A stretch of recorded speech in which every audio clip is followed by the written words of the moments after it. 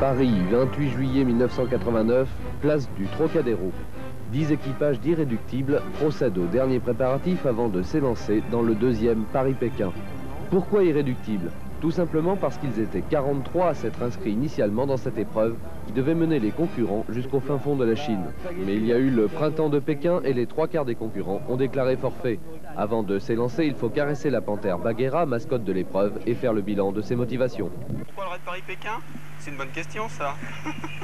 Non, le raid Paris-Pékin, disons que quand on est minot, on parle de la Chine, personne n'y a jamais mis les pieds, t'as envie d'y aller, quoi, voilà, c'est tout. On a rencontré par hasard la Feuillade qui nous a parlé du raid Paris-Pékin. Raid, ça voulait dire aventure, ça voulait dire un rythme soutenu, mais aussi un peu de tourisme et des images, et puis surtout la Chine. Alors on a dit banco, il y a 2 mois qu'on a décidé de partir, et là on part. Un pari audacieux pour une aventure qui s'annonce terrible, mais la fortune ne sourit pas toujours aux intrépides, puisque les occupants de cette 2 chevaux Citroën ne dépasseront pas la fin de l'autoroute, moteur cassé. Compte tenu des événements politiques qui ont marqué la Chine, les organisateurs Alain Lafeuillade et Pascal Jouandeau ont dû modifier leur itinéraire et le terme de cette aventure est désormais fixé à Khunjerab Pass, la frontière entre le Pakistan et la Chine, à 4700 mètres d'altitude.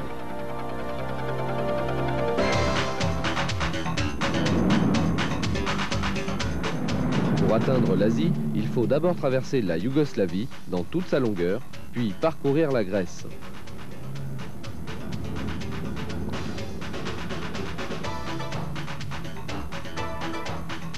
Les portes de l'Asie, c'est la Turquie et surtout Istanbul, ville fascinante aux multiples mosquées, dont Sainte-Sophie et la Mosquée Bleue, réputées dans le monde entier pour leur grand nombre de minarets. C'est au sud-ouest, légèrement au sud-ouest d'Ankara.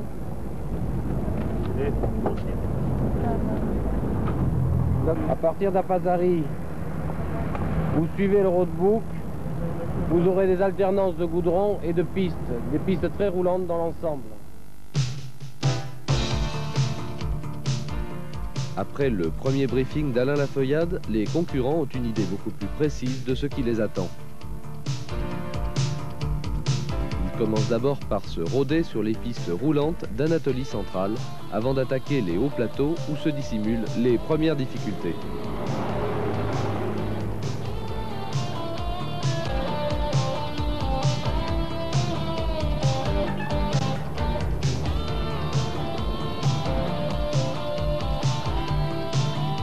Les Hittites occupaient cette région il y a quelques dizaines de siècles et cette terre sauvage reste peu fréquentée.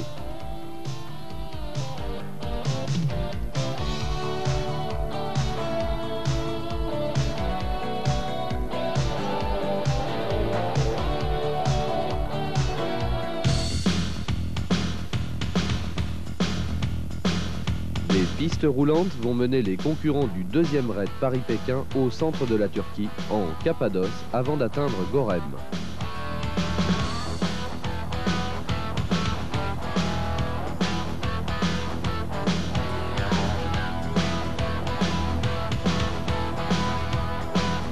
Gorem, c'est le royaume des troglodytes, ces habitants qui vivent dans la pierre, et des cheminées de fées résultant d'une érosion féroce au fil du temps.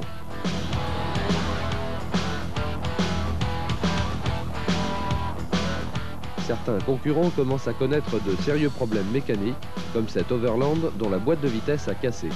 Il faudra seulement 15 heures au mécanicien débrouillard de Gorem pour usiner une nouvelle pièce, la remonter et permettre à l'équipage de reprendre sa route.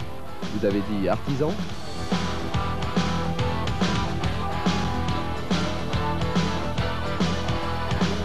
Le classement général confirme pour le moment la première place de Léonard et Maillard devant Kalgani et Kideler. Mais la piste est encore longue pour atteindre le Kurdistan.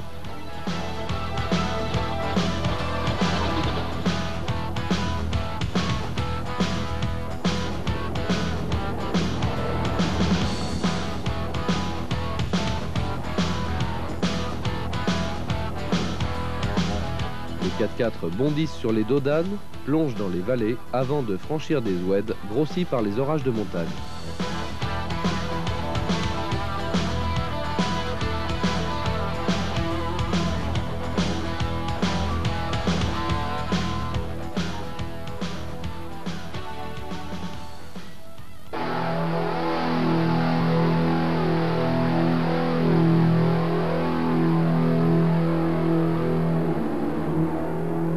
franchissement de certains ponts suspendus va requérir du calme, du doigté, de la maîtrise et une confiance absolue dans les services des ponts et chaussées locaux.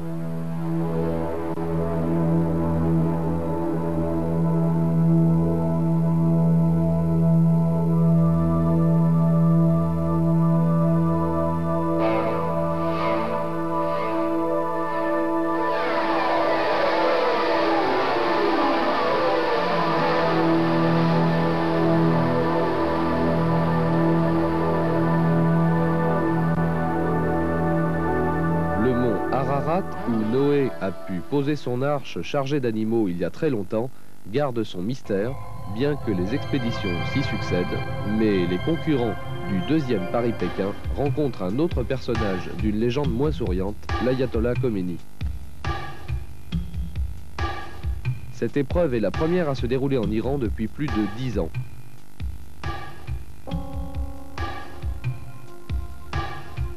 Un pays toujours austère où tout chant est interdit par la religion chiite. Pourtant nous sommes en Orient et les hommes restent curieux et les mosquées toujours aussi belles.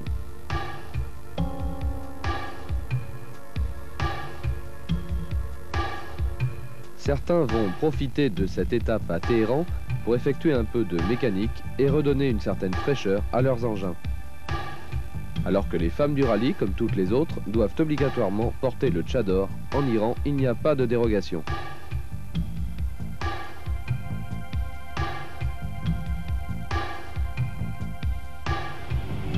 Une traversée de Téhéran permet de constater le véritable émerveillement suscité par les étrangers et aussi de découvrir les caricatures ornant certains murs et représentant des chefs d'État étrangers peu appréciés par le régime. C'est un euphémisme.